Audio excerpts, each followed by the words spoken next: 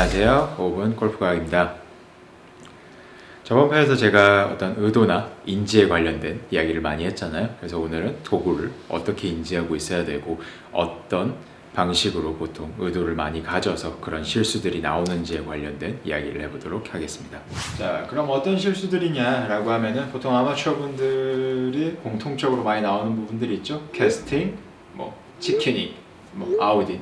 자, 요 세 가지는 제가 봤을 때 거의 커플 모션이라고 생각하시면 돼요. 그러니까 각기 다른 문제가 아니라 서로 상호작용을 하는 문제죠. 그러니까 캐스팅이 나오니까 치키닝도 나오고 궤도도 아웃인으로 나오고요. 그 부분 같은 경우에는 제가 영상에서도 여러 번 이야기했었죠. 손이 앞으로 들어온다고 클럽도 앞으로 떨어지진 않는다고요. 반대로 클럽이 먼저 내려오게 되면은 아무래도 손이 안에 있어도 클럽은 아웃으로 들어오게 되죠. 한마디로 캐스팅이 나오니까 손이 우측에서 좌측으로 움직이게 되고 당연히 치키닝도 나오게 됩니다. 자, 그럼 이건 동작의 문제냐라고 하면은 전 영상에서도 말씀드렸듯이 이거는 거의 클럽에 대한 인지 능력의 문제라고 생각을 하시는 게 맞아요.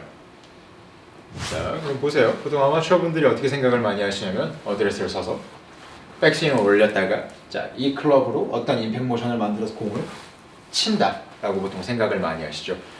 자, 이 부분에 있어서는 조금 개념을 좀 바꿔주면 괜찮다고 저는 생각을 합니다. 자, 예를 들어서 클럽이라는 도구가 막대기가 아니라 채찍이라고 한번 생각을 해보세요. 채찍을 들어서 이렇게 때리실 건가요? 아니죠. 채찍을 때리실 거면 자, 몸이나 손이 먼저 가고 채찍은 당연히 늦게 따라올 거고, 자, 특정 구간에서 채찍이 반대쪽으로 뛰쳐나갈 때까지 기다렸다가 다시 갖고 와서 특정 포인트에서 채찍을 풀어주겠죠. 그렇죠?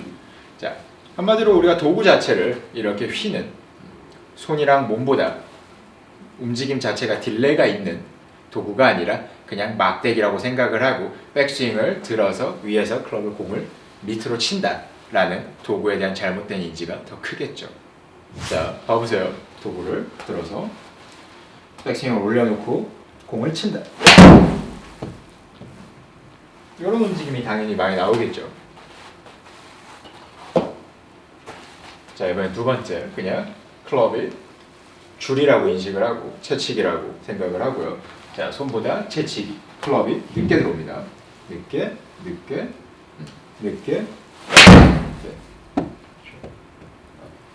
이런 식으로 친다고 해서 공이 꼭 똑바로 가냐라고 하면 당연히 그렇진 않죠. 그립을 어떻게 잡았냐에 따라서 어드레스를 어떻게 섰냐에 따라 가지고 차이는 있겠지만 적어도 캐스팅이나 치키닝이 그렇게 많이 나오진 않을 거예요.